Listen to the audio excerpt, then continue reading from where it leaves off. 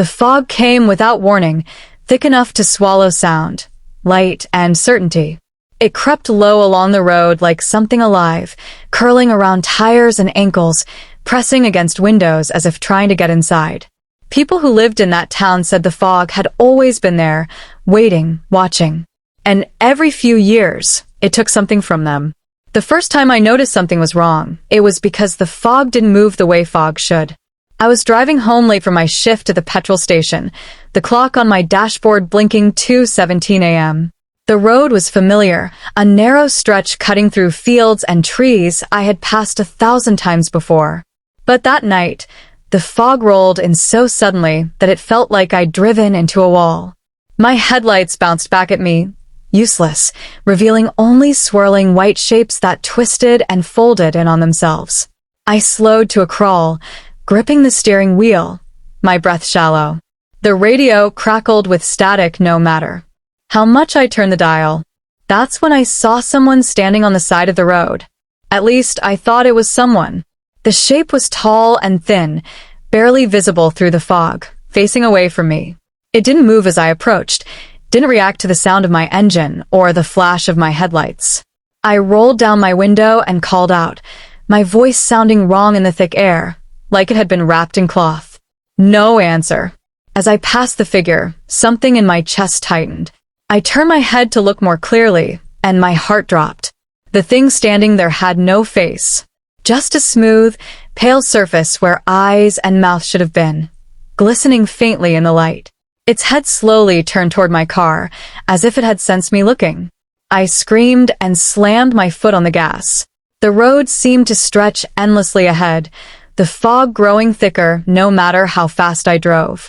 Shapes moved at the edge of my vision, tall silhouettes drifting between the trees, always just out of reach of my headlights.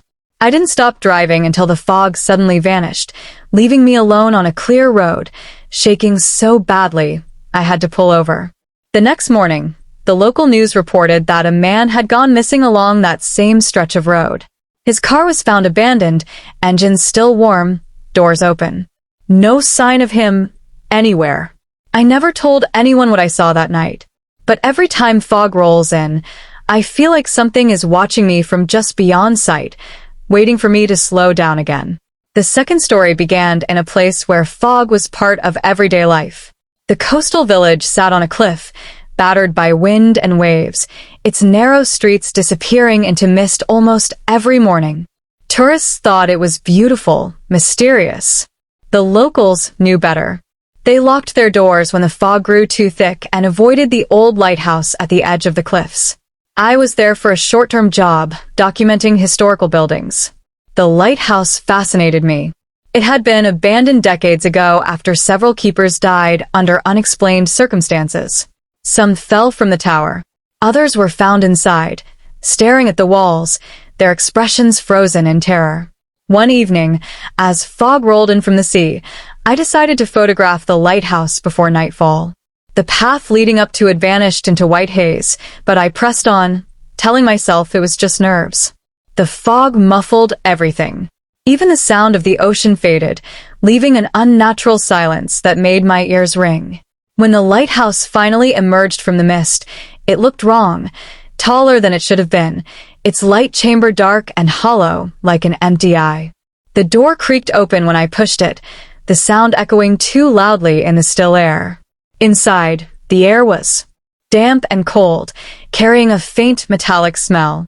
I climbed the spiral staircase, my footsteps slow and cautious, the beam of my flashlight cutting through the darkness. Halfway up, I heard breathing. It was faint, uneven, like someone struggling to pull air into their lungs. I froze, shining my light upward. The beam caught movement on the stairs above me. A shape crouched there, its limbs bent at impossible angles, its skin pale and slick with moisture. It lifted its head toward the light. Its eyes were open too wide, reflecting the beam with a dull shine. Its mouth stretched into a grin that split its face, teeth jagged and too many. When it spoke, the sound echoed from the walls themselves. "Keep the light on," it whispered. I ran. The staircase seemed to twist and lengthen, my legs burning as I fled downward. Behind me, I heard scraping sounds, claws or nails dragging against stone, always close, always gaining. The fog outside the lighthouse swallowed me as I burst through the door, my lungs screaming for air. I didn't look back. The next day, I asked a local about the lighthouse. His face went pale when I mentioned hearing someone inside. He told me the keepers believed the fog brought voices from the sea, things that fed on light and attention. That was why the lighthouse had been shut down. That night, as fog crept through the village, I saw a faint glow pulsing from the top of the abandoned lighthouse, as if something inside had found a new light to follow. The third story is the hardest for me to tell, because it didn't happen to me alone. A group of us decided to go camping in a remote forest, known for sudden fog banks. We were young, confident, and eager for a thrill. The trailhead sign warned hikers about poor visibility and getting lost, but we laughed it off. By the second night, fog rolled into our campsite, so thick we could barely see the fire in front of us. The trees became dark smudges, looming closer than they should have been. Sounds carried strangely, whispers seeming to come from every direction at once. One of my friends, Daniel, said he could hear someone calling his name. We told him it was just the fog messing with his head, but he stood up, staring into the trees, his expression blank. Before anyone could stop him, he walked into the mist. We followed, shouting his name, but the fog swallowed our voices. Our flashlights revealed only shifting white walls and endless tree trunks. Every direction looked the same. Panic set in as we realized we were lost. That's when we started seeing them. Figures moving between the trees, always at a distance, always just out of reach. They looked like people we knew, their faces familiar but wrong, their movements stiff and jerky. When one of them spoke, it used Daniel's voice. "Come closer," it said. One by one, the figures surrounded us, the fog pressing in so tightly it felt hard to breathe. We huddled together, backs touching, afraid to move. Somewhere in the mist, something screamed, a sound full of rage and hunger.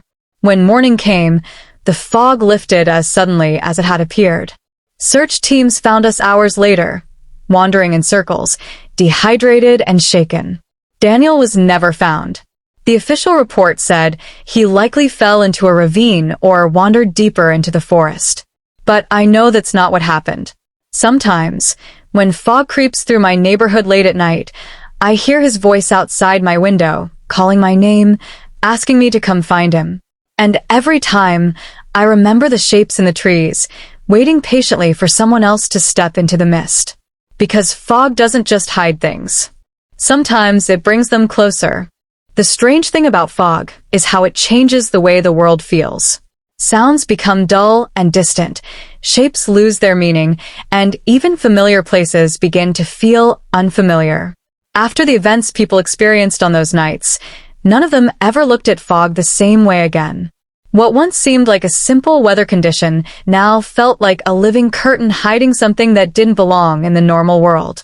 The driver who saw the faceless figure later admitted that for weeks afterward, every time a foggy night returned, he refused to take that road again.